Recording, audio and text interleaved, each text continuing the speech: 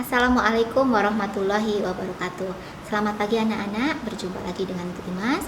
Dalam pertemuan pagi hari ini, Bu Imas akan mengajarkan tentang tema 2 dengan bidang studi Pendidikan Pancasila dan Kewarganegaraan atau yang kita singkat dengan PPKN. Tapi sebelum kita memulai pelajaran pada pagi hari ini, kita awali dengan membaca basmalah terlebih dahulu. Bismillahirrahmanirrahim.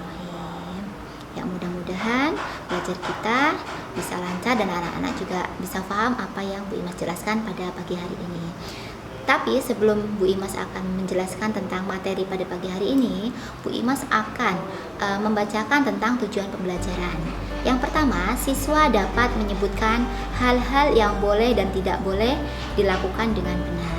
Yang kedua, siswa dapat menyebutkan keberagaman karakteristik anggota keluarga dengan benar. Yang ketiga, siswa dapat mempraktekkan hal-hal yang boleh dilakukan dengan benar. Nah, sekarang materinya tentang gemar berolahraga. Berarti anak-anak juga harus tahu tentang aturan dalam bermain ataupun berolahraga. Setiap orang mempunyai kegemaran yang berbeda-beda. Ada yang suka bersepeda, ada yang suka berenang, ada yang suka bermain. Bermain ini banyak sekali anak-anak, seperti lompat tali, ular tangga, sepak bola, jalan kaki, senam, dan lain sebagainya yang Bu Imas tidak bisa sebutkan satu persatu. Tetapi dalam bermain dan berolahraga itu ada hal-hal yang harus dilakukan sebelum bermain dan berolahraga. Kalian sebelum bermain ataupun berolahraga itu harus ada yang dilakukan. Yang pertama, berpamitan kepada orang tua. Jangan sampai kalian itu bermain tapi kalian tidak berpamitan kepada orang tua, sehingga orang tua kalian merasa gelisah, cemas karena anaknya tidak ada di rumah. Dengan kalian meminta izin kepada orang tua pun yang di rumah merasa tenang karena sudah tahu posisi anak-anak sedang bermain ataupun berolahraga dengan temannya. Kemudian yang kedua, anak-anak jangan lupa ketika anak-anak itu bermain, anak-anak juga harus menyelesaikan tugas yang diberikan oleh guru kalian. Tugas-tugas itu harus diselesaikan terlebih dahulu sebelum kalian bermain, sehingga nanti setelah anak-anak bermain, anak-anak tinggal istirahat dan bisa berkumpul bersama anggota keluarga. Selanjutnya, anak-anak juga bisa membantu orang tua terlebih dahulu, sehingga orang tua juga merasa senang ketika memang pekerjaannya atau kegiatan orang tua itu bisa dibantu oleh anak-anak.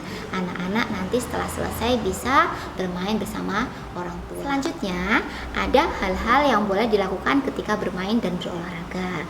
Anak-anak ketika bermain itu harus menerima kekalahan dengan lapang dada. Jadi kalau misalkan anak-anak itu kalah dalam permainan, anak-anak tidak boleh bersedih ataupun marah. Kemudian yang kedua, saat bermain dan berolahraga harus sportif dan jujur.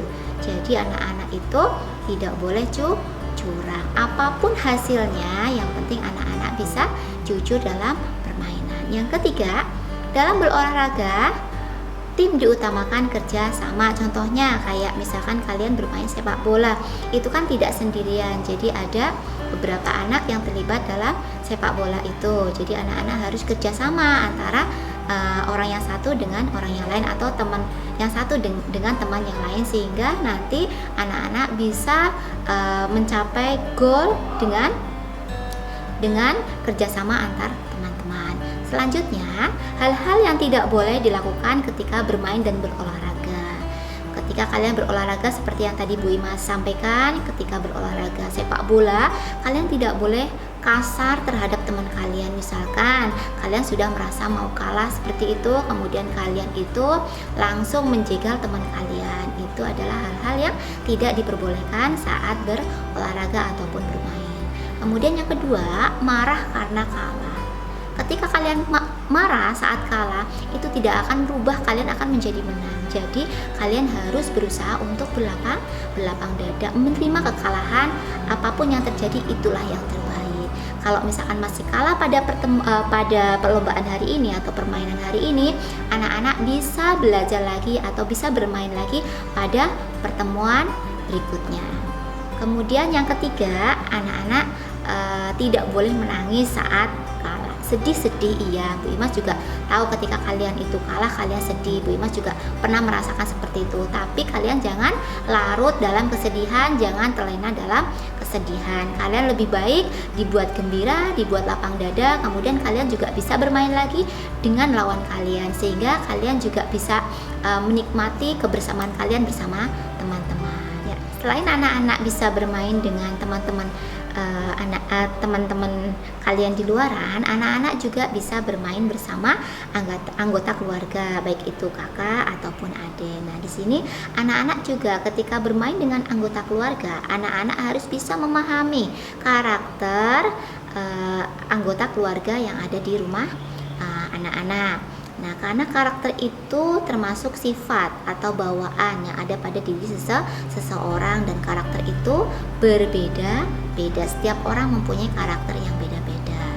Karakter yang pertama itu ada mungkin anggota keluarga kalian itu ada yang suka berbicara atau banyak yang berbicara atau rame, heboh seperti itu. Itu adalah karakter. Kemudian ada yang pendiam, ada yang pemarah, ada yang dalam segala hal itu dia penuh semangat, kemudian suka bergaul dan semangat dalam segala hal. Itu adalah karakter yang ada di keluarga kalian. Nah, dari sini anak-anak juga mungkin bisa memahami karakter masing-masing anggota keluarga. Jangan sampai anak-anak harus seperti saya, tapi anak-anak juga harus bisa memahami. Anak-anak harus memahami karakter ayah, ibu, adik ataupun kakak. Sekian anak-anak materi pembelajaran tema 2 yang bisa Bu Imas sampaikan, dan anak-anak bisa mengerjakan tugas yang diberikan oleh Bu Imas dengan melihat tulisan yang ada di bawah ini. Nah, karena sudah selesai, marilah kita akhiri dengan membaca hamdalah bersama-sama. Alhamdulillahirabbil alamin, wabillahi taufiq wal hidayah. Wassalamualaikum warahmatullahi wabarakatuh.